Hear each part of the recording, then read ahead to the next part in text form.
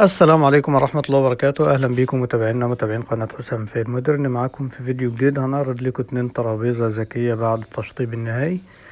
تم تنفيذ المنتجين يا جماعة لاتنين من أصدقاء القناة. الترابيزة اللي قدامنا دي تم تنفيذها للأستاذة أم عبد اللطيف من محافظة القاهرة. بفضل الله كنا منفذين لها ترابيزة قبل كده الحمد لله. والترابيزة التانية دي بتاع الدكتورة هدايا برضو من محافظة القاهرة.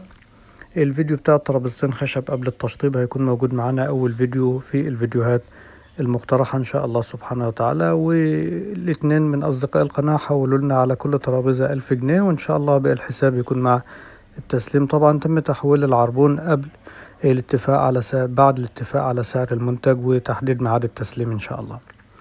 الترابيزة مقاسها 85 يا جماعة، في 85 بتفرد معانا 85 في 170 في ارتفاع 60 سنتي، وهي ترابيزة انتريه، وهي ترابيزة سفرة ارتفاعها 80 سنتي ومقاسها 85 في 170 سنتي. دي ترابيزة الدكتورة هدايا، مدهونة طبعا بويا فرن متالك زي ما احنا شايفين، اخده طبقة حماية اكريليك ضد المية. بسم الله ما شاء الله، حاجة ممتازة جدا جدا. بسم الله ما شاء الله، يتفتح عليها الخرطوم بتاع المية بفضل الله، ما يصيبهاش اي حاجة بفضل الله. تاني ترابيزة بتاعت الأستاذة أم عبد اللطيف، مقاسها 85 في 85. طبعا تم تنفيذ الألوان على حسب ما طلبوا مننا أصدقاء القناة.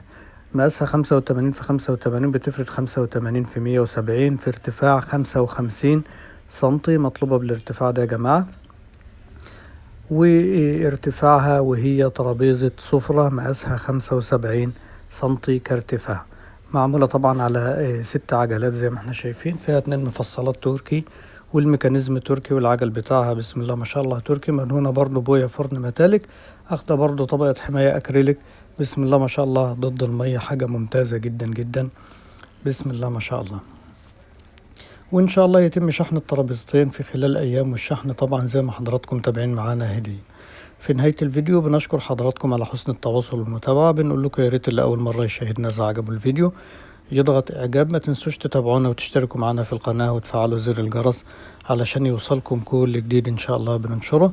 اللي حابب يستفسر عن منتجاتنا وأسعارنا الرقم متثبت على الشريط أسفل الفيديو، رقم التليفون موجود كمان يا جماعة في وصف الفيديو. يا ريت التواصل يا جماعة يكون على الواتس فقط إن شاء الله سبحانه وتعالى. وانتظرونا إن شاء الله في فيديوهات تانية كتير، والسلام عليكم ورحمة الله وبركاته.